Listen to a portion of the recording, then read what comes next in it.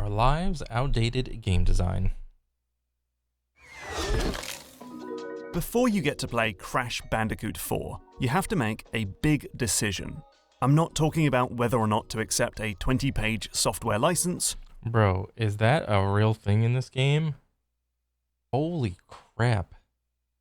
I remember playing Crash back in the day, and there was nothing like this. It was just like, plug it in, get your controller out, and just hit go.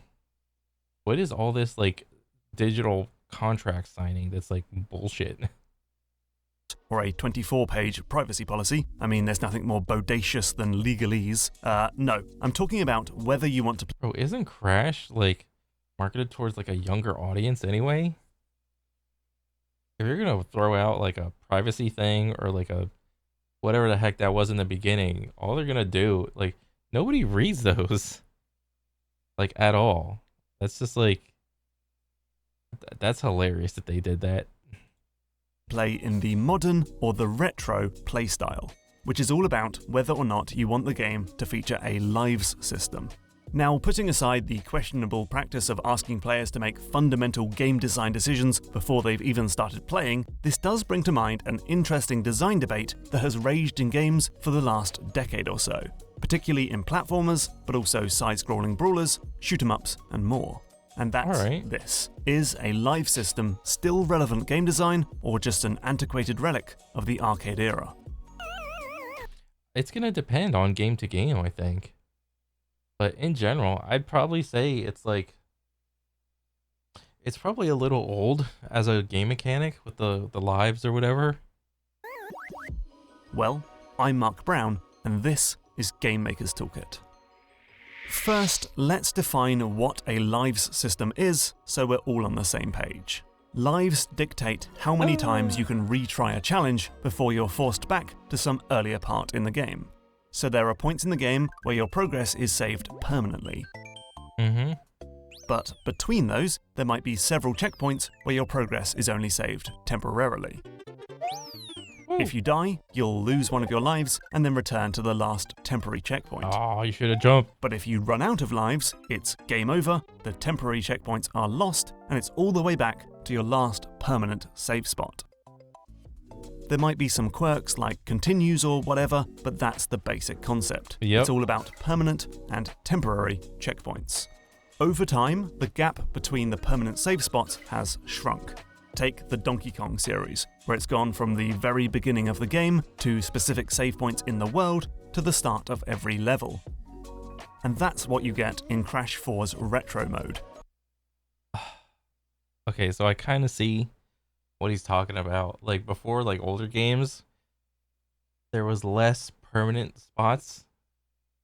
And now with modern games, the game developers, they want to not have you go back to the beginning and start all your progress all over again. Levels mark permanent progression, but checkpoint boxes are temporary. Recently, however, the concept of lives has started to disappear entirely. Now, every checkpoint is a permanent mark of progress, and while some games might still count the number of lives you lose, there's no penalty for wasting hundreds on a single bit. Okay, so I get what he's getting at. So I think in general for like a casual audience, like mass appeal, you can't do the live system. All right, it's too frustrating. All right, people just get frustrated and quit. They get pissed. They're like, this game's too hard. Whatever, I'm out. All right. So for the casual audience, you can't do the live system. However, there is for most games a hardcore audience, you know. These are going to be your speedrun guys, essentially, you know. All these games that he's listed and is probably going to list, there's probably some sort of like speedrun scene or whatever in that you just go through the level and you just don't die. And that is completely player implemented. And I think that's probably the best thing that you can do for your game. So Super Mario Odyssey is the first major Mario game without lives, which is probably sensible as they carried almost no meaning in Super Mario 64. Most indie platformers have ditched the concept entirely, with Super Meat Boy maker Edmund McMillan saying, "Removing lives altogether lets the designer base difficulty more on the actual level design and challenge, and less around the penalty of losing lives and restarting." And now Crash 4 recommends you play in modern mode, which gets rid of lives and lets you infinitely return to those mid-level checkpoints. Because if you keep playing Crash and you just get good at it, maybe you can graduate to, just playing the game and not dying at all. But it's because that you chose to do that as opposed to being forced to do that, which is, I think, the better option. Now, the argument against lives is pretty obvious. When you run out of them and get sent all the way back to some earlier point in the game, it's simply frustrating to have to redo bits that you've already finished.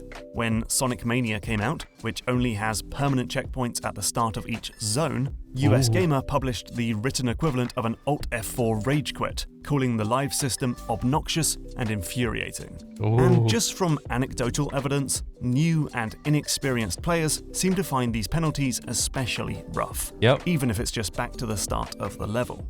Plus, live systems are frequently unbalanced. You either end up with so many extra lives that the whole system becomes meaningless, or have so few that the game's difficulty curve spikes up into the stratosphere. But there is also an argument. Didn't Cuphead do that? Like, it's like a 3-hit system per level or whatever. And I mean, there was no like every level was like a permanent save, As long as you beat the level, you beat the level or whatever on whatever difficulty. But inside that level, I think it was like 3 hits that you can take, and you gotta start all the way in the back. I think that was fine. 4, including a live system. So for one, the fear of losing significant progress is one fine way to ramp up the stakes to nail-biting heights, which can lead to precise and intentional play rather than sloppy brute force attrition.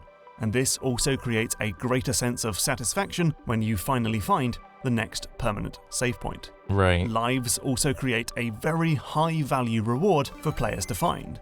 If a 1-up mushroom or a Mega Man face is all that's between you and repeating half an hour of content, then that should really encourage players to hunt down 100 coins, play bonus minigames, find secrets, and take risks to get extra lives.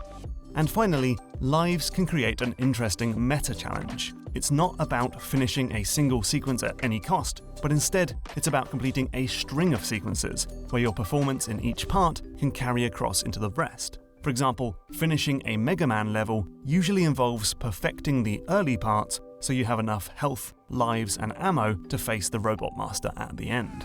Right. Okay, so lives have pros and they have cons, but maybe it's not just a choice between having lives in the game or not having them at all.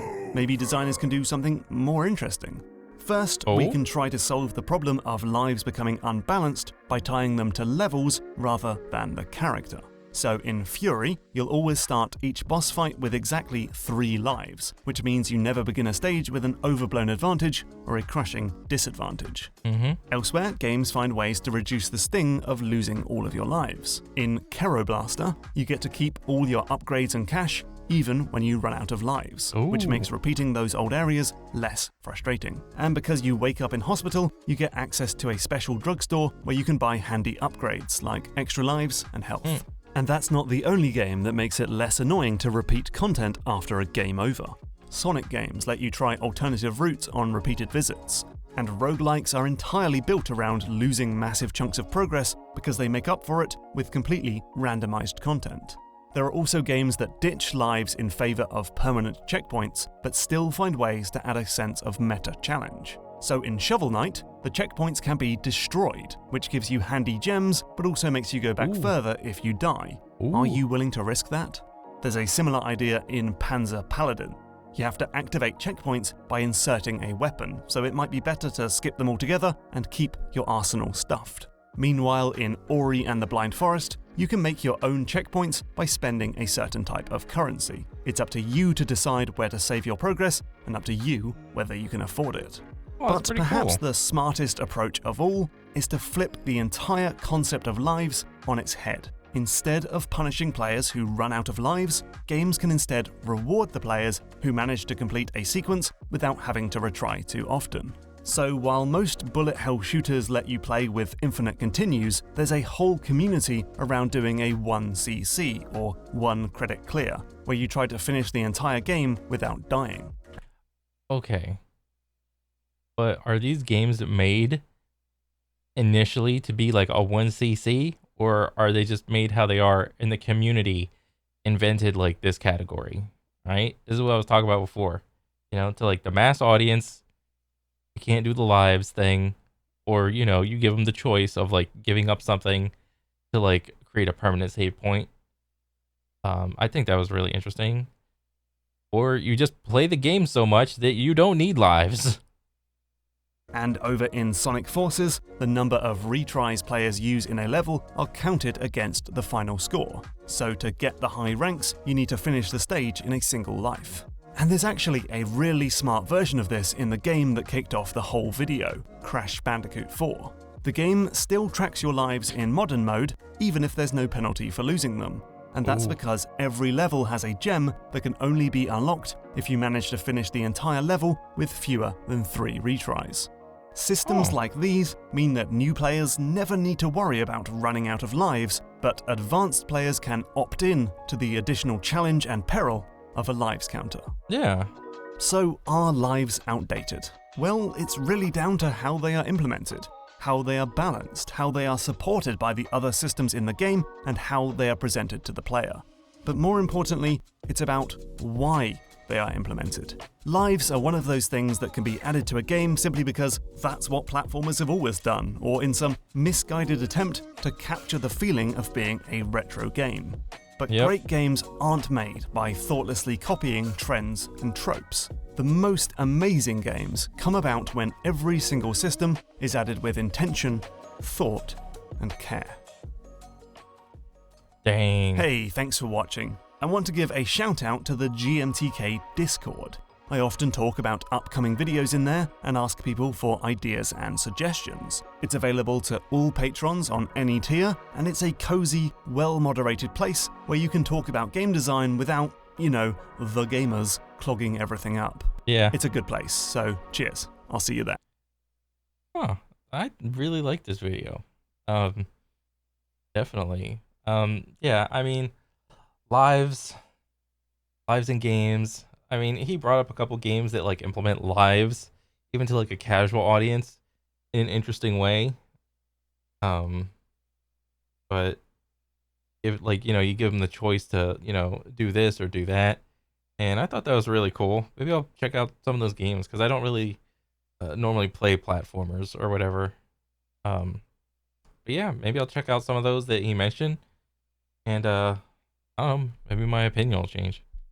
But yeah, I thought this was great. The Game Maker Toolkit like puts out a lot of great videos, and yeah, this is another good one.